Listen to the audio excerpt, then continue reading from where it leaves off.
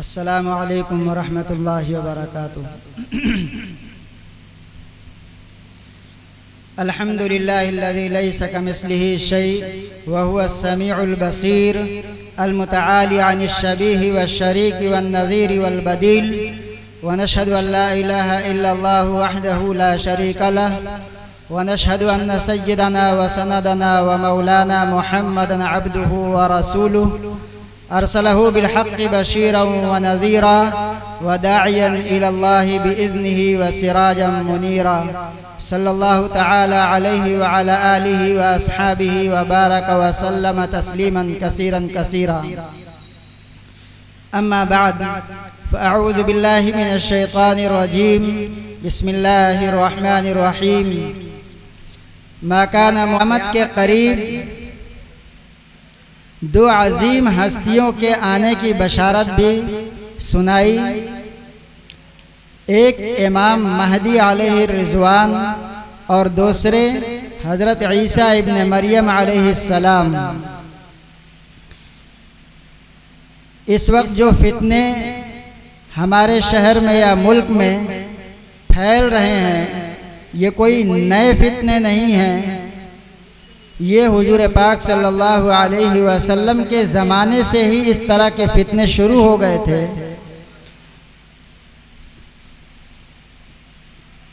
हिंदुस्तान में सबसे पहले इस तरह का फितना वो मोहम्मद जौनपुरी ने किया। उसने दावा किया महदी होने का, और फिर उसके बाद गुलाम अहमद कादियानी ने दावा किया, और इस वक्त हनीफ बिन शकील बिन हनीफ का फितना, शकील बिन हनीफ, ये बड़ी तेज़ी से फैल रहा है।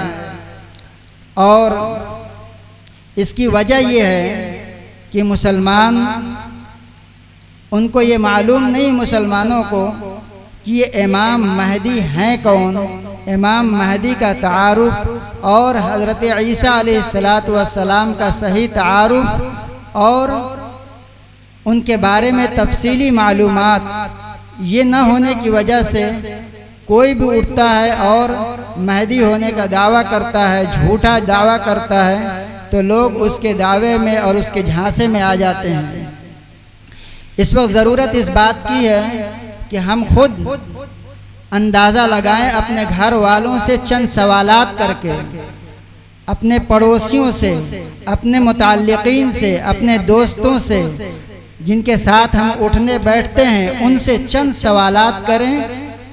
फिर उनके जवाब से अंदाज़ा हो जाएगा कि ये इमाम महदी और हज़रत ईसा अलैहिस्सलाम के बारे में कितना जानते हैं, कितना इनको मालूम है। और जाहिर सी बात है कि जब अगर वो नहीं जानते होंगे इनके बारे में, तो कोई भी दावा करेगा तो उसके दावे को कबूल करना आसान होगा। और अगर पहले से तफसील मालूम होगी तो उस दावे के झांसे में नहीं आएंगे और उसको झूठा और मक्कार और अय्यार समझ के छोड़ देंगे, उससे दूर रहेंगे। इमाम महदी कौन हैं, कहाँ पैदा होंगे और उनका नाम क्या होगा, उनकी वल्दियत क्या होगी और उनका नसब क्या होगा, उनके शमाइल, उनके खसाइल और उनकी शक्ल व शबाहत कैसी होगी, और उनकी खिलाफत किस उम्र में कायम होगी, कब कायम होगी और कैसे कायम होगी, और कितने दिनों तक, कितने सालों तक वो खलीफा रहेंगे, और उनके खिलाफत के दौर में क्या होगा, और फिर कितनी उम्र में उनका इंतकाल होगा, उनकी नमाज जनाजा कौन पढ़ाएगा। ये वो सारी तफसील है कि जिसके बारे में हर मुसलमान को मालूम होना चाहिए। इसी तरह हज़रत ईसा अलैहिस्सलातु वस्सलाम के बारे में कि ईसा अलैहिस्सलाम कौन हैं, और ये क़यामत के करीब तशरीफ़ लाएंगे तो कहाँ तशरीफ़ लाएंगे, और उसकी कैफियत क्या होगी, किस तरह तशरीफ़ लाएंगे, और फिर क्या करेंगे दुनिया में आने के बाद, और उस वक्त आपका मकाम व मर्तबा क्या होगा। ये वो सारी तफसील है जो हर मुसलमान को मालूम होनी चाहिए।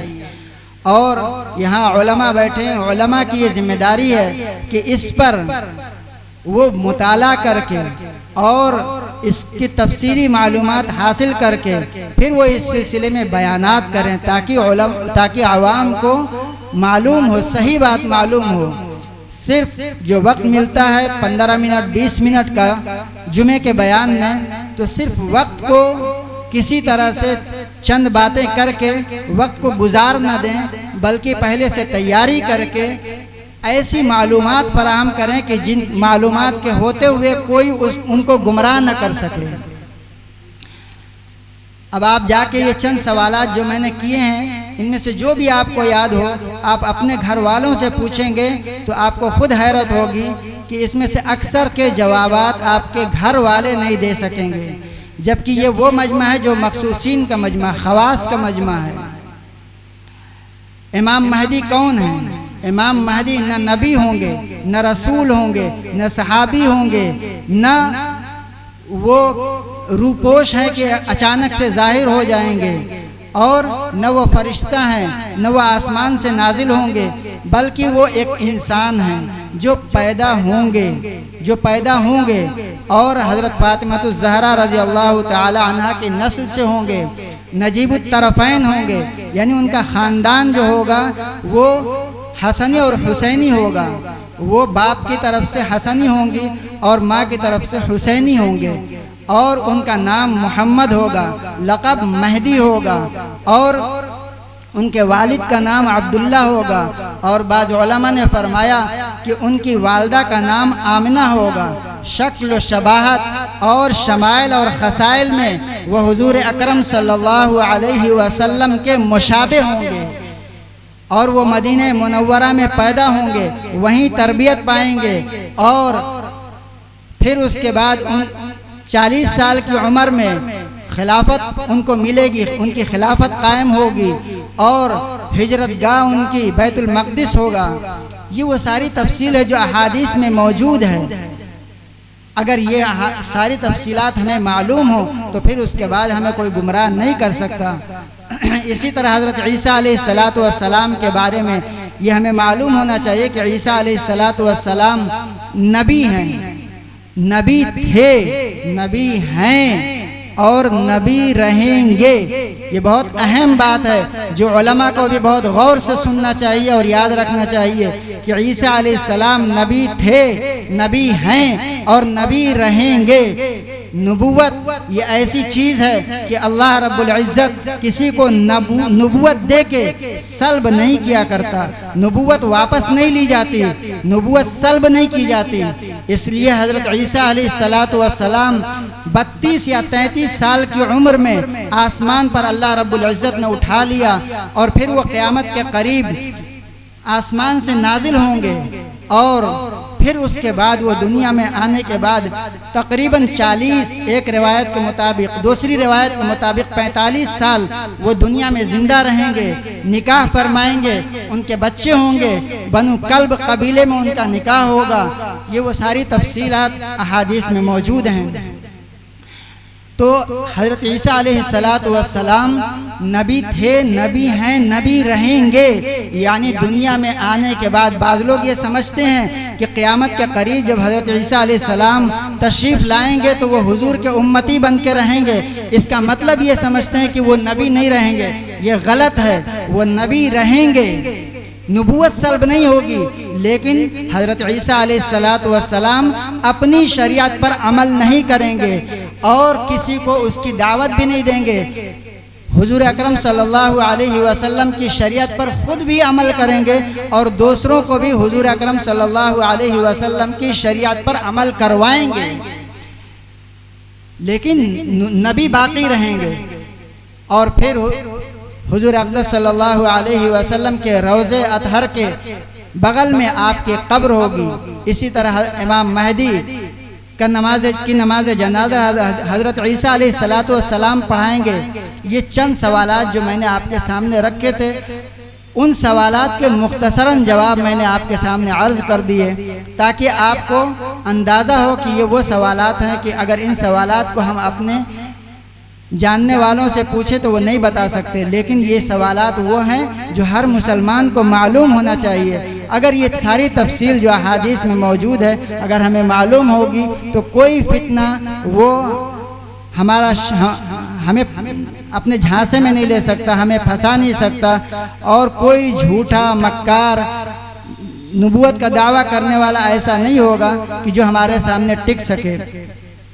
इस वक्त शकील बिन हनीफ दावा करता है, वो दावा करता है महदी होने का भी और मसीह होने का भी। मसीह होने का मतलब ये है कि ईसा मसीह होने का, और ईसा मसीह होने का मतलब कि नबूवत का दावा करता है।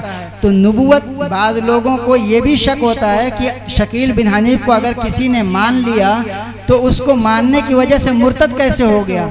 उसका मैं जवाब दे रहा हूँ कि शकील बिन हनीफ को मानने की वजह से मुर्तद इस वजह से आदमी हो जाता है कि गोया वो नबूवत का दावा करता है, तो नबूवत का दावा करने की वजह से वो मुर्तद हो चुका है, और जो उसको नबी माने वो भी मुर्तद हो जाएगा। इसलिए हमें इन फितनों को समझना चाहिए और इन फितनों को सर उभारने से पहले कुचलने की कोशिश करना चाहिए। अल्लाह ताला हम सबको सही अमल की तौफीक अता फरमाए। आमीन। व आखिर दावाना अनिल हम्दुलिल्लाहि रब्बिल आलमीन।